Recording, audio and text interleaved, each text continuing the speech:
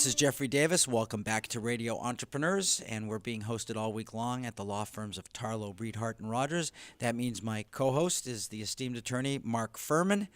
Welcome. Hello, Mark. Hey, Jeffrey. Great to be with you. Thank you very much, Mark. We're always talking to attorneys and litigators from law firms all over New England, and we're going to do a little twist today. We're going to go in-house, and I think that's a lot more interesting for us. We're going to speak with, make sure I get it right, Sean Devlin of Feeney Brothers Utility Services, correct? That's correct. And you're general counsel and corporate secretary. Yes. Right. So welcome to the show. First, tell us, how did you get to be an in-house attorney? Yes, well, thank you for having me on the show. I appreciate it. I took a sort of an unusual path to being a general counsel, in-house attorney. An unusual path because most attorneys going in-house have practiced at law firms for several years before going in-house.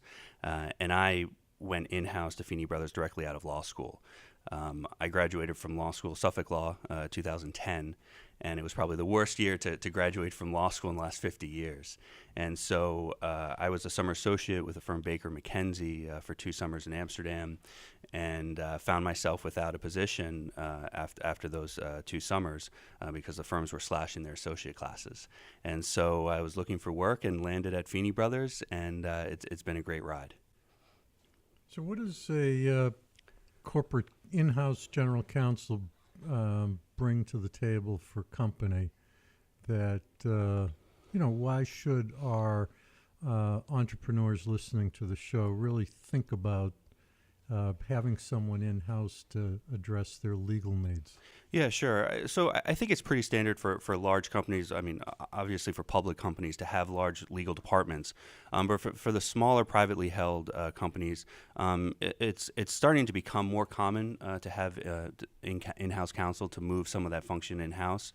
And so the value that in-house counsels bring to these small private companies, and sometimes not so small private companies, is that you have an attorney who knows the business intimately. That helps. It does, yes, yeah. So having the background, and then also having the knowledge not only of the business but the industry in which the business is operating.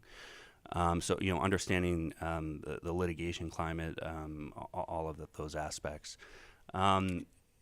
So having that intimate knowledge, also knowing the players.